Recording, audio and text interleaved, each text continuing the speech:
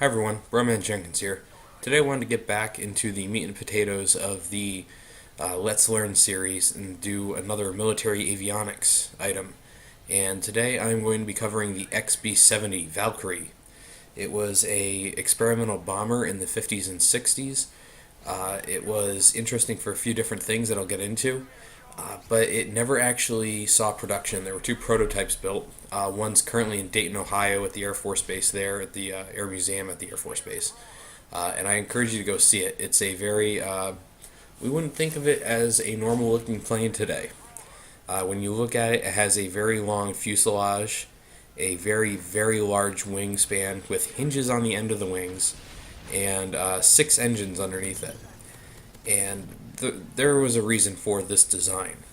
The XB-70 really began life in 1954.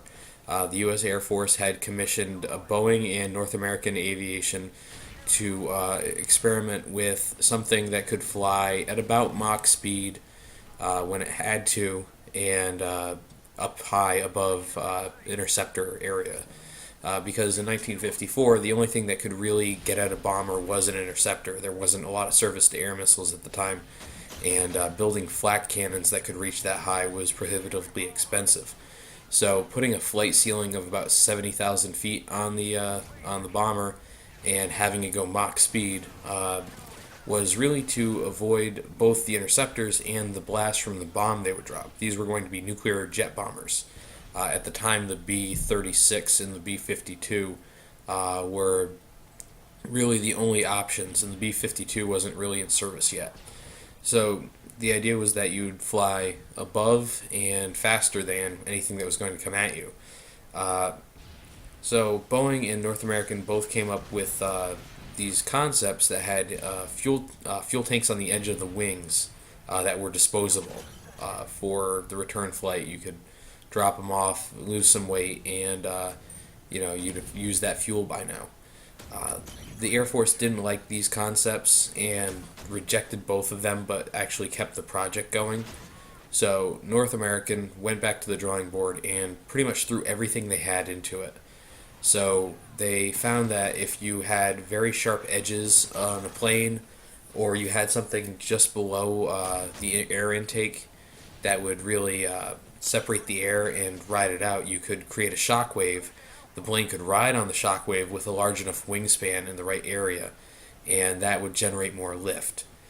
This created the really kind of angular air intake underneath the delta wing of the plane. It was also part of the reason why there's a delta wing on the plane. At that point, there were a lot of straight wings and swept back wings in the Air Force, but there wasn't really a delta wing.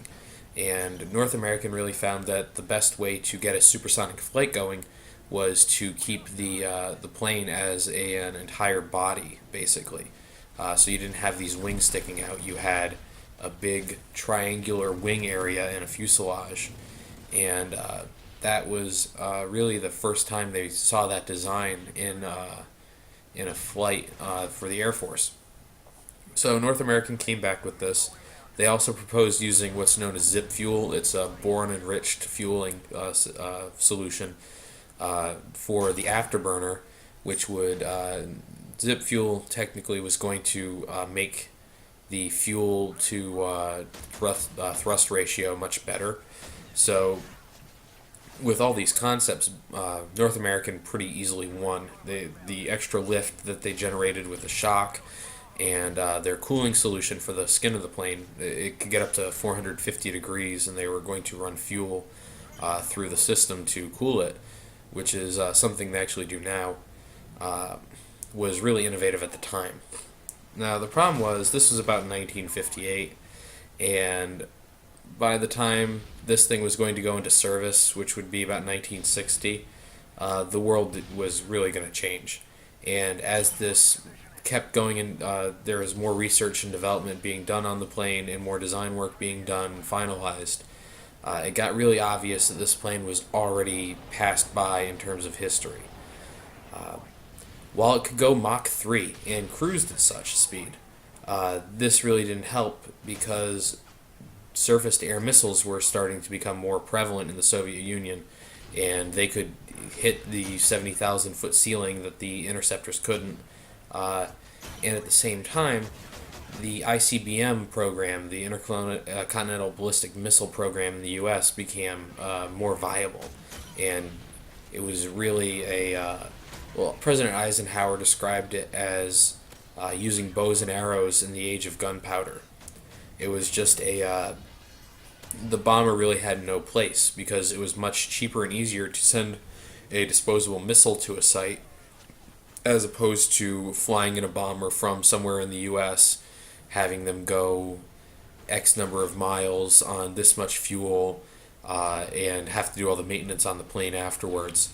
It just didn't make any sense to actually endorse this program.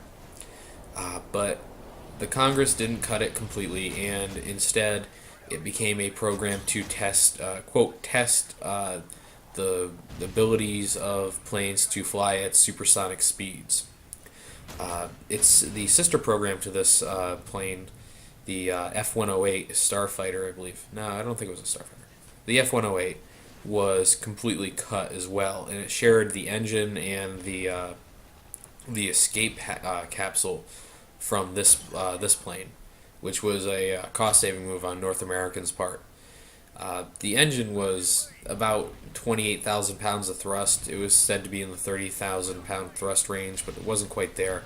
And the bomber took 6 of them to get to Mach speed, whereas there was only 2 of them on the 108, and it could also go Mach. But it was intended, once again, as an interceptor in an age where these were becoming less and less important and prevalent. But by 1959 and 1960, one of the more famous hawks in the modern history of the United States, John F. Kennedy. And I know we don't often think of John F. Kennedy as a war hawk, but this is a man who really escalated the situation in Vietnam before he left office. But he also really pursued the XB-70, and he used that to slam Richard Nixon, who was Eisenhower's vice president, and Eisenhower himself in the 1960 election, because Eisenhower had canceled the program, and Kennedy believed that it was vital to America's defense because it was something that they could use to bomb the shit out of Russia if the need arose. Eisenhower didn't really like this, and Richard Nixon actually went to the North American plant in California and started talking about how important the bomber was and how he would fund it further. Well, in 1960, when John F. Kennedy became president, one of the great American myths, the missile gap, the idea that the Russians had way more missiles than us and we needed more weapons against them, like bombers and ICBMs and such. It was a complete fabrication. It was something that basically was thought at one point and was trotted around as a fact that wasn't. And Kennedy was informed that this was completely wrong, and he also ended up canceling the XB-70. But the XB-70 would only have 2 production models made in its entire lifespan. One of them would crash in a photo shoot for GE when they were trying to get a bunch of their different planes in the 60s that used GE engines for military for a photo shoot, which if you ever see like a military aviation photo shoot or like a picture of a plane flying, it's always over like a mountain or something like that, and it's above the plane and it's making this hard turn. Really, those are amazing shots. They're really cool. I work with a bunch of them in the office, but it's always over a mountain. But I guess one plane crashed into another, and the XB-70 kind of got totaled. So, what the XB-70 really signified in terms of military aviation stuff is that it was the end of the high-speed, high-altitude bomber for that era, at least. The Intercontinental Ballistic Missile Program really replaced the need for a bomber in that time. It's not to say bombers have completely disappeared, but high-speed tactical bombers that would drop, a bomb or a couple bombs are gone now for the most part. And in that era especially, they were gone.